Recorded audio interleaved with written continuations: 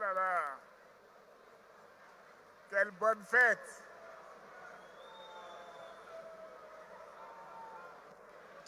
Bien, bien, bien. Ah, il y a un problème là.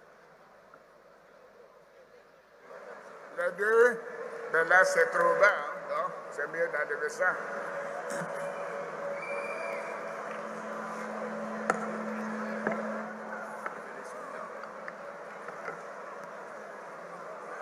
Merci, est-ce que vous m'entendez?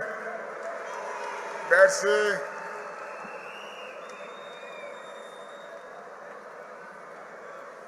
Quelle belle fête.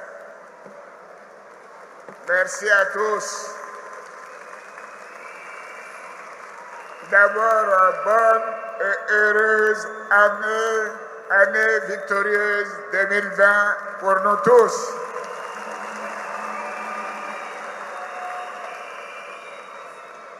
Voyez-vous, c'est le 26 janvier, j'attends que le micro s'ajuste. C'est juste un an. Il y a un an, nous nous retrouvions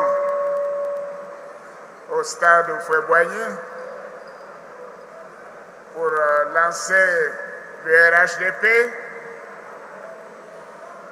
Et bien que j'aurai l'occasion de vous dire tout ça dans mon discours, voyant les membres des instances aujourd'hui, dans cette salle qui contient entre 8 000 et 10 000 personnes, je voudrais avant tout vous dire toute ma fierté. Bravo, bravo, bravo, bravo à vous tous. Quel travail vous avez fait en une année. C'est remarquable. Bonne année et bravo à chacune et à chacun de vous. Monsieur le vice-président de la République, Madame la grande chancelière de la République, première vice-présidente du Rhdp, Monsieur le président du directoire du Rhdp, Messieurs les vice-présidents du Rhdp, Mesdames et Messieurs les membres du directoire, Monsieur le directeur exécutif du Rhdp, Mesdames et Messieurs les membres du conseil politique, Mesdames et Messieurs les membres de la direction exécutive. Je crois qu'il y a un problème avec le micro. Est-ce que ça va mieux? Est-ce que vous m'entendez? Bon, d'accord. Mesdames et Messieurs les membres du bureau politique, Mesdames et Messieurs les membres du Conseil national, distingués membres des organes du Rhdp, militantes et militants du Rhdp, Mesdames et Messieurs les journalistes, chers invités, Mesdames et Messieurs, comme je le disais tout à l'heure, c'est avec une réelle fierté et un réel plaisir que je prends part à cette cérémonie de présentation des vœux, qui est également l'occasion d'échanger avec l'ensemble des animateurs et des militants de notre grand parti, le Rhdp. C'est aussi un moment privilégié pour faire un point sur l'organisation, le fonctionnement et la vie de notre formation politique depuis la mise en place des organes dirigeants du Rhdp et le début du déploiement progressif des structures du parti. Mais avant tout propos, je voudrais vous remercier très sincèrement pour les vœux de Nouvel An que vous avez bien voulu former à mon endroit à celui de mon épouse et de l'ensemble de ma famille, et aussi pour les nombreux cadeaux. Pour les nombreux cadeaux que vous m'entendez. Ça va mieux là, il y a une interférence on dirait. Hein? Ça crache. Ça va mieux? Mais pourquoi ça crache? Bien.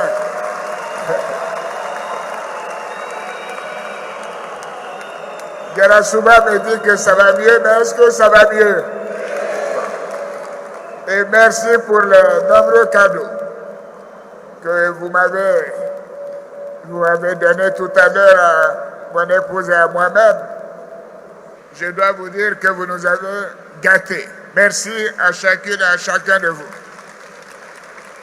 Je voudrais maintenant vous dire que je vous adresse à tous et à toutes, à chacune et à chacun, ainsi qu'à vos familles respectives, des vœux de bonne et heureuse année 2020. Oui, que 2020 soit pour vous une année de santé, de bonheur et de prospérité. Et j'ajouterai comme tout à l'heure un des porte-paroles, qu'elle soit également une année victorieuse pour le Rhdp. Et pour notre beau pays, que ce soit une année de paix. À travers vous, je voudrais réitérer les mêmes vœux à l'endroit de tous nos concitoyens. Et comme vous le savez, j'ai eu l'occasion de le faire le 31 décembre. Est-ce que vous m'avez suivi le 31 décembre à la télévision? Est-ce que ça vous a fait plaisir? Est-ce que nous avons dit ce qu'il fallait dire? Merci à chacune et à chacun de vous, militantes et militants du Rhdp, chères sœurs, chers frères. Donc, avec mes vœux du 31 décembre, je n'ai pas besoin de revenir sur ce que nous avons fait au cours de ces 8 dernières années. Tout le monde le sait, tout le monde le voit. On me dit que même les aveugles s'en rendent compte. Mais je voudrais vous dire que je suis particulièrement heureux de vous retrouver et surtout de noter la mise en place effective des structures du Rhdp.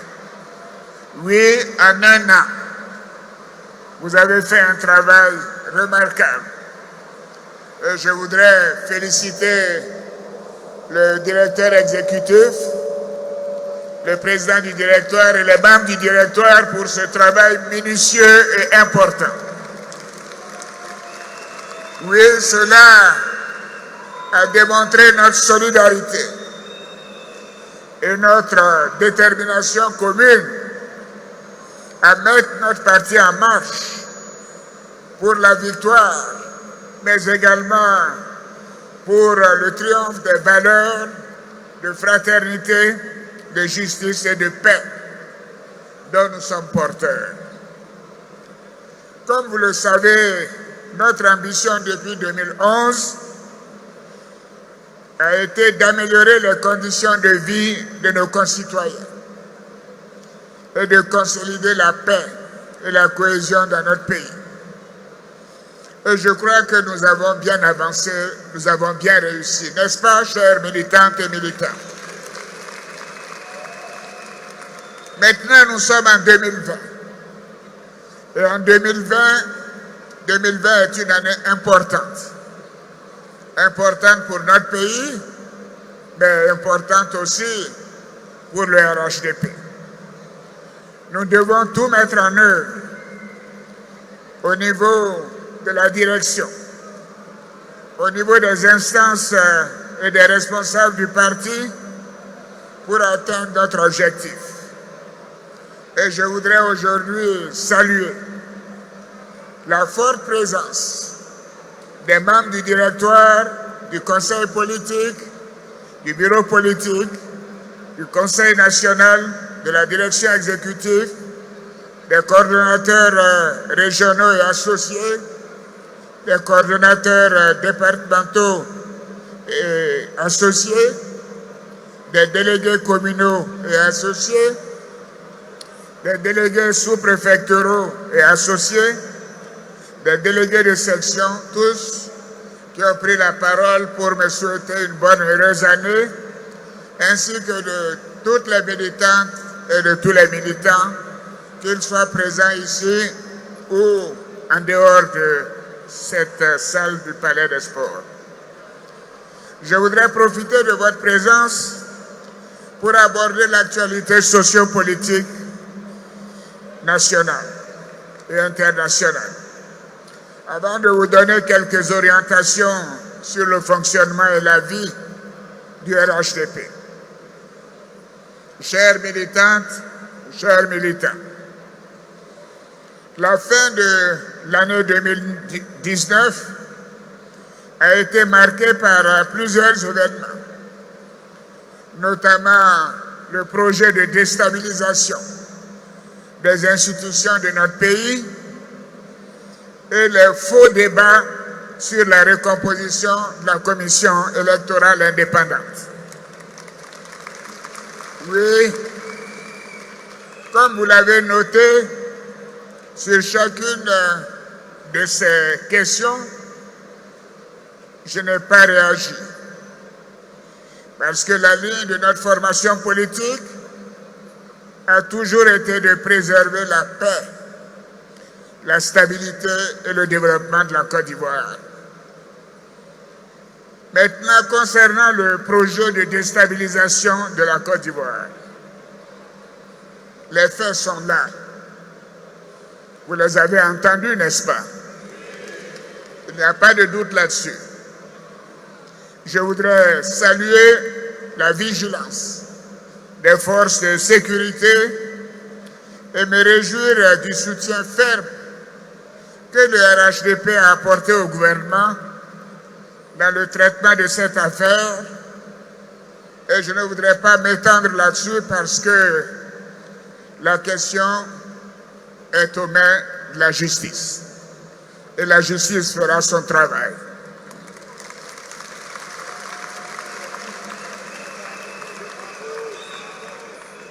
Maintenant, s'agissant de la commission électorale indépendante, vous savez que la recomposition a été faite conformément aux recommandations de la Cour africaine des droits de l'homme et des peuples, et le Rhdp a pris une part active au dialogue initié par le gouvernement, comme d'ailleurs au départ tous les partis politiques.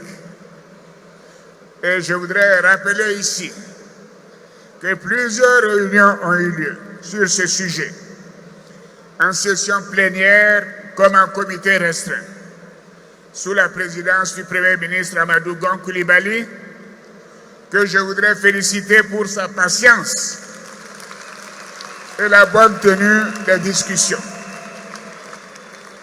Oui, ces rencontres ont rassemblé les principales formations politiques et organisations de la société civile, et cela a permis d'aboutir à la commission électorale d'aujourd'hui, qui est un instrument important pour la démocratie dans notre pays. Et cela a été reconnu par tous, toutes les institutions internationales. Chères sœurs, chers frères, après la mise en place de la commission électorale indépendante, j'ai instruit le Premier ministre d'entamer la seconde phase du dialogue politique avec les partis politiques et la société civile pour actualiser les modalités d'organisation des élections générales telles que prévues par le Code électoral. Donc il s'agit pour nous de créer les conditions de l'organisation d'élections transparentes, apaisées et ouvertes à tous, comme d'ailleurs cela a été en 2015. Moi, je suis un peu surpris. Tout a bien marché en 2015, n'est-ce pas? J'ai été élu, je ne sais plus, à plus de 80%. Mais aujourd'hui, on dit rien ne va. Mais c'est les mêmes Ivoiriens qui vont voter, non?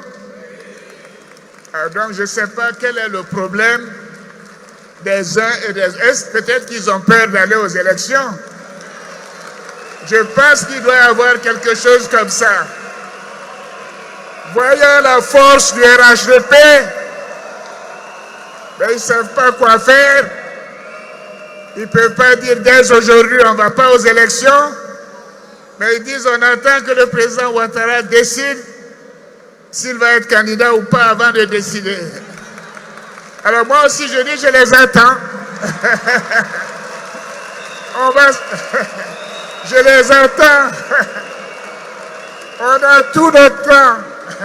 Parce que nous sommes le plus grand parti de Côte d'Ivoire. Nous sommes le seul parti qui couvre l'ensemble du territoire national. Notre victoire est certaine par la grâce de Dieu. Voilà, je voulais vous dire que, bien évidemment, ces discussions sont en cours et les propositions seront faites ou ont été faites au Premier ministre. Et j'espère que le code électoral modifié sera disponible dès ce mois de janvier, de février, pardon. Parce que voyez-vous, nous sommes à 8 mois des élections. Nous sommes à 8 mois des élections. On ne peut pas passer son temps à faire des réunions. Moi, je suis fier de vous parce que vous êtes tous les jours sur le terrain. Vous allez voir les militants. Vous les aidez à obtenir leurs papiers. Mais les autres sont là, ils sont assis dans leur salon. Ils vont se réunir de temps en temps ici et là. Et puis ils disent, ah oui, ça va pas, ça va pas. Ça va pas pour eux, mais ça va pour les Ivoiriens. Ça va pour les Ivoiriens. Et la Côte d'Ivoire va bien. J'ai eu l'occasion de le dire. Ma fierté était grande à Londres. Londres, ce n'est pas Paris. Les gens diront, oui, à Paris, on a beaucoup d'amis. Mais à Londres, la Côte d'Ivoire a été plébiscitée pour ses performances économiques et sociales. Le fait que c'est un pays qui est géré comme nul autre pays n'a été géré en Afrique sur une si longue période, pendant 8 ans, sans interruption. Sans interruption, ce pays a été bien géré. 8 années. Faites-moi confiance, ça va continuer. Ça va continuer. Alors, vous vous souvenez, pendant la campagne, j'ai passé la campagne, j'ai fait tous les départements de Côte d'Ivoire. Et qu'est-ce que je disais? Je disais, donnez-moi 5 ans pour transformer la Côte d'Ivoire.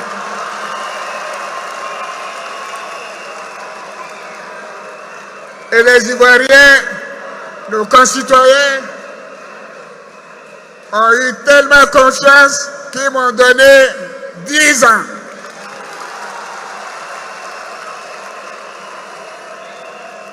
Ils m'ont donné 10 ans.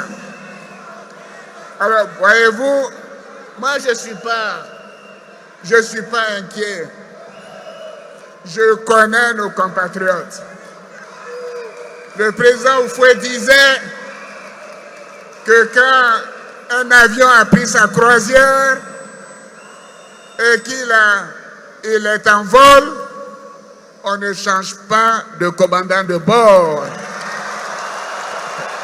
On ne change pas de commandant de bord. Alors donc je suis certain que les Ivoiriens donneront au Rhdp 10 autres années. 10 autres années. J'en suis persuadé. Parce que ce pays va bien. L'économie va bien. La monnaie est solide. Et j'ai eu l'occasion de le dire. Et de dire quelle a été la décision des chefs d'État à cette occasion. Parce que nous avons décidé que la monnaie de la CEDEAO s'appellera l'éco. Et que ceci se fera de manière graduelle pour les pays qui seront prêts. Moi, je demande à tous les 15 pays de la CEDEAO d'être prêts cette année. Tous les 15. Mais si les 15 ne sont pas prêts, ceux qui sont prêts mettront l'éco en place en 2020. C'est cela la décision des chefs d'État.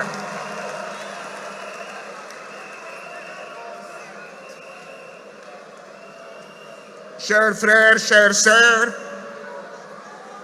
je voudrais vous dire que nous avons mis en place un grand parti.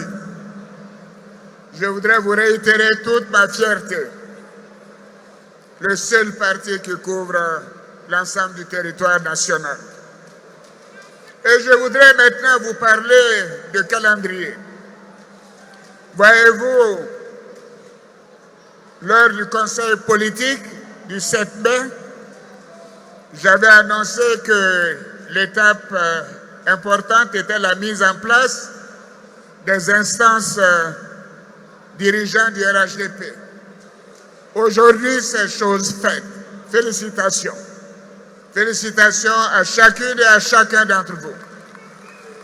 Cela a demandé du travail. Cela a demandé la solidarité, la confiance entre vous. Et j'ai vu qu'il n'y a pas eu de couac. Parce que nous sommes dans un bateau qui longe le fleuve tranquillement. Et nous sommes sûrs d'arriver à bon port, c'est-à-dire pas seulement en 2025, mais en 2030, en 2035, en 2040.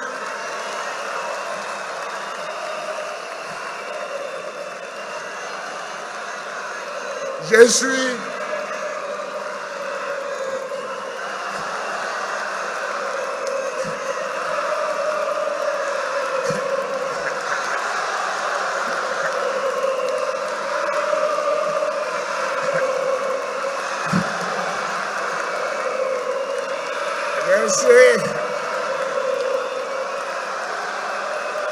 Merci. Alors, voyez-vous,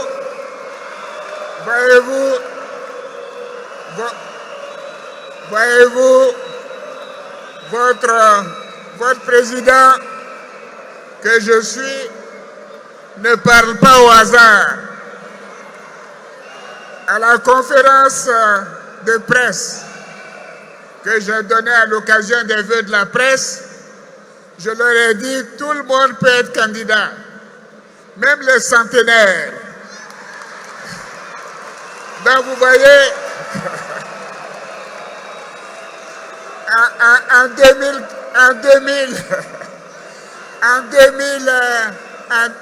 2040, je ne serai pas centenaire. Alors donc vous pouvez me voir, je serai là avec vous. Par la grâce de Dieu, nous serons ensemble. La Côte d'Ivoire continuera d'aller dans la paix, parce que cette paix a été durement acquise. Et je suis heureux des nominations qui ont été faites dans toutes les institutions. Et je voudrais saluer tous les porte-paroles qui ont pris la parole tout à l'heure pour m'adresser leurs vœux. Et maintenant, nous sommes un parti organisé et qui est en place. Et je suis heureux de constater que les femmes et les hommes ont été investis. Et j'ai vu que le pourcentage des femmes a été respecté.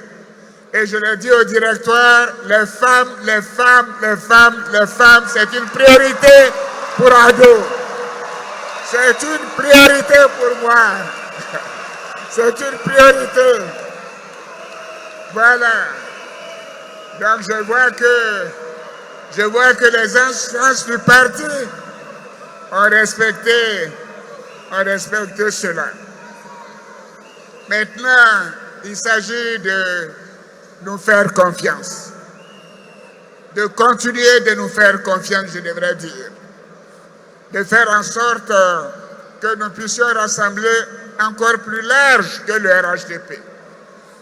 Par vos actions au quotidien, vous devez rassurer tous les Ivoiriens que le Rhdp est un parti de paix, un parti où nous prônons l'amour entre les Ivoiriens, l'amour vrai, l'affection, et que la violence ne fait pas partie de notre mode de fonctionnement. Ne réagissez pas aux provocations des uns ou des autres, des petits ou des grands. Ne réagissez pas aux provocations. Nous devons continuer notre chemin parce que les Ivoiriens sont contents de la manière dont la Côte d'Ivoire est gérée. Et nous devons continuer. Nous devons construire une société nouvelle, comme je l'ai dit, avec un Ivoirien nouveau, qui a le sens de la responsabilité, du don de soi, et qui est prêt à tout sacrifice dans l'intérêt national. Et je voudrais donc vous investir, vous recommander de continuer d'être sur le terrain. Investissez le terrain. C'est cela la solution. Soyez sur le terrain. Soyez sur le terrain. Je l'ai dit au ministre et aux hauts fonctionnaires, tous les week-ends, vous devez être à l'intérieur du pays. Tous les week-ends. Et j'ai dit au Premier ministre, plus aucun ministre ne devra voyager plus de 2 fois dans le trimestre. Parce que leur place, c'est sur le terrain et non pas dans les avions. Je le leur ai dit. C'est le terrain qui fera la différence. Le terrain qui fera la différence. Alors donc, je compte sur vous. Je compte sur vous pour continuer de porter à nos concitoyens le message de paix, d'union et de rassemblement. Oui, et de dire à nos concitoyens que nous avons beaucoup fait et que nous sommes prêts à continuer. Et je voudrais que chaque responsable m'écrive pour me dire, dans mon village, il n'y a pas de château d'eau, et je donnerai les instructions pour qu'il y ait un château d'eau. Que chaque responsable me dise, il n'y a pas d'électricité, ou il y a des poteaux, il n'y a pas d'électricité, et je donnerai les instructions pour faire cela. Hier, j'étais à Sakassou.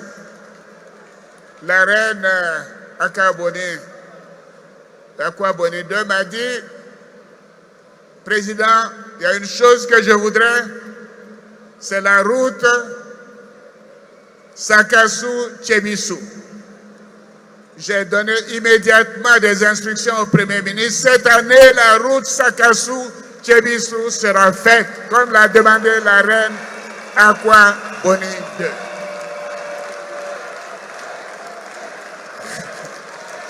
Elle m'a dit, il nous faut un château d'eau plus grand pour desservir toute la région.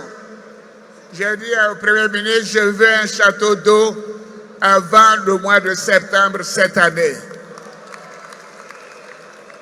Elle m'a dit, nous voulons un commissariat de police. Je lui ai dit, le commissariat de police va démarrer immédiatement. Alors donc, je vous dis, écrivez-moi, dites-moi ce qu'il faut faire, parce que c'est ce que les Ivoiriens attendent de moi. Les Ivoiriens savent que quand Ado dit, voilà, écrivez-moi et dites-le-moi, et nous allons le faire. Nous avons beaucoup fait. Nous devons continuer d'améliorer le quotidien de nos concitoyens. Merci, merci, merci. Alors j'ai aussi indiqué à la presse et à nos concitoyens que je comptais faire quelques ajustements techniques à la Constitution. Du coup, on m'a dit, ah non, non, non, il ne faut pas toucher à la Constitution. De grâce, il ne faut pas toucher à la Constitution.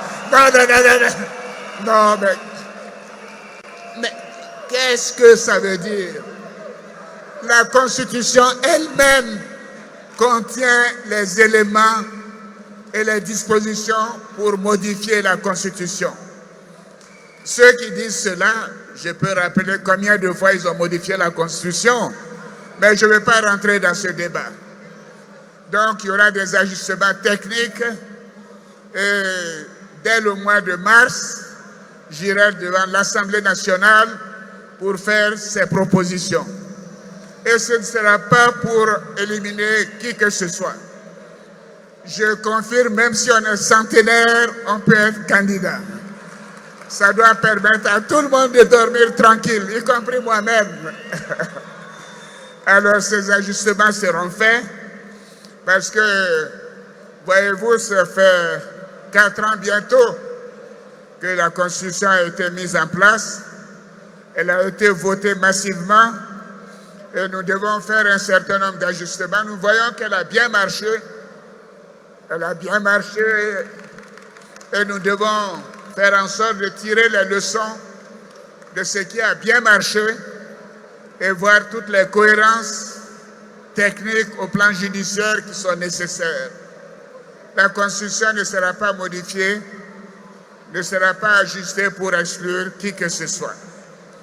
Ce sera pour la consolidation de la cohésion nationale, de la paix et de la stabilité. Les élections de 2020, comme vous, je sais que nous sommes tous persuadés qu'elles se passeront bien, très bien même, comme on dit. Ça se passera très bien. Elles se passeront mieux qu'en 2015, parce que vous êtes là. C'est vous qui allez être sur le terrain. Et je vous fais confiance, tous. Je sais que vous serez sur le terrain. Vous allez faire en sorte que nos militants aient leur papier le jour du vote qu'ils iront voter. Et ce que je vous demande, c'est qu'il n'y ait pas de deuxième tour. Hein? Il n'y a pas de deuxième tour. Il n'y a pas de deuxième tour. Je veux que la victoire du Rhdp se fasse le 31 octobre au soir, au premier tour. Premier tour. Premier tour. Un coup KO. Je sais que je peux compter sur vous. Oui, ce sera donc une victoire éclatante dès le premier tour. Comme en 2015, j'ai foi à la victoire de notre parti. Mais comment peut-on imaginer qu'un parti qui a 153 députés sur 255, qui a 138 mairies sur 201, sur l'ensemble du territoire, qui a 24 régions sur 31. Mais qui peut battre un parti de ce genre? Mais ça, c'est le Rhdp. Personne ne peut nous battre. Nous allons gagner au premier tour. Alors, je crois qu'il y a plein de manœuvres. Mais s'ils savent qu'ils seront battus, mais peut-être ils devront dire, bon, on ne va pas aux élections. J'ai le sentiment que c'est ce qu'ils veulent faire. Hein? Comme ils savent qu'ils seront battus, ils sont en train de dire, gna, gna, gna, gna, gna, gna, il y a ceci, il y a cela. Ouais. Il ne faut pas que cela vous impressionne. Il ne faut pas que cela vous impressionne. Mais comment on peut commencer un dialogue politique, être présent à toutes les réunions, et puis à la fin on dit, ah non, je ne veux pas. Quand même, on a tous été jeunes. On ne peut pas faire la cour à une femme pendant des années et puis dire après, je ne veux pas de toi. Non, ce n'est pas vrai. Alors donc, ces élections auront lieu le 31 octobre. Je souhaite que tout le monde y participe. Mais ceux qui ne veulent pas y aller, c'est leur problème. La Côte d'Ivoire va bien. Le Rhdp va gagner au premier tour un coup KO. Un coup KO et je compte sur vous. Mais je demande à tous les élus et les responsables du parti de faire le travail de base qui est la nécessité d'établir les documents d'état civil et les cartes d'identité. Oui, pour que nos militants puissent être enrôlés. Parce que j'ai regardé les statistiques concernant le recensement électoral. Le nombre d'électeurs par rapport à la population. Et les taux sont très faibles dans certains départements. Alors à cet égard, je voudrais féliciter le Kabadougou. Le Kabadougou, c'est le Kabadougou a le taux le plus élevé. 50% de la population est enrôlée dans le Kabadougou. 50%. Oui, voilà. Diané, bravo. Bravo, Diané. Bravo à toi, bravo. Bravo. Voilà, le Kabadougou a le taux le plus élevé. Donc, je demande à tous les maires de faire comme Adja Diané, de faire enrôler les gens dans leur département, dans leur mairie. Je ne citerai pas les mauvais élèves, hein. Il y en a qui ont moins de 15%. Moins de 15%. Ceci n'est pas normal. Alors tous ceux qui ont 15%, je vous demande au moins de doubler et d'aller au moins à 30%. Et ceux qui ont 20, 25%, je vous demande d'aller jusqu'à 40, 50% d'enrôlement sur les listes électorales. Pourquoi je vous dis tout ça? Ce sont mes orientations. Merci. Merci les jeunes. Alors, voyez-vous, les élections ont lieu le 31 octobre, samedi 31 octobre. Et nous savons qu'il y aura un seul tour parce qu'on est sûr que le Rhdp va gagner. Alors donc, il faut préparer maintenant les choses. Je vais réunir le conseil politique dans le courant de ce mois de février pour arrêter la date de la désignation du candidat du Rhdp à la date qui sera retenue par le conseil politique. Et je souhaite que cela se fasse le plus tôt possible. Et bien sûr, une fois que cette date sera arrêtée, nous allons, j'espère, faire un congrès pour désigner le candidat du Rhdp le 31 octobre. Je crois que ceci est important. Mais c'est le conseil politique qui aura cette décision.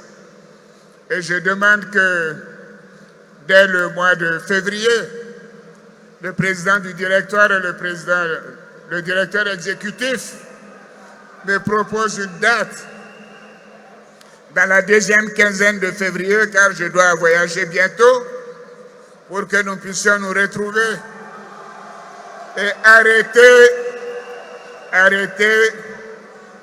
la date ou la période de la désignation du candidat du Rhdp.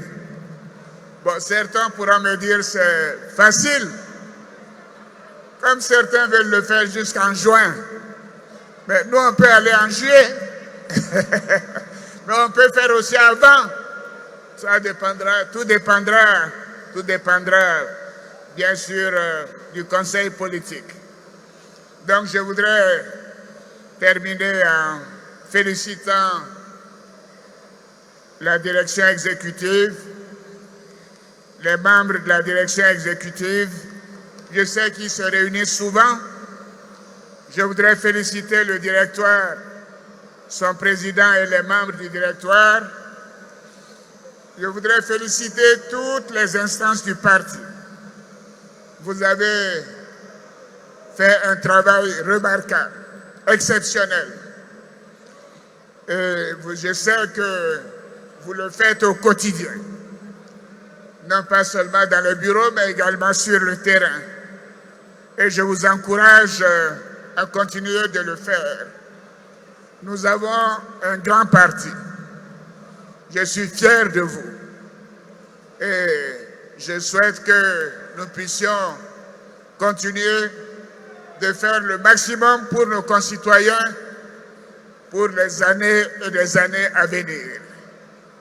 Je vous souhaite donc une bonne et heureuse année à chacune et à chacun de vous, à vos familles. Je n'oublie pas vos enfants, vos parents. Et je vous dis que le Rhdp vivra. Vive le Rhdp, vive la Côte d'Ivoire. Merci, bonne et heureuse année. Merci à vous.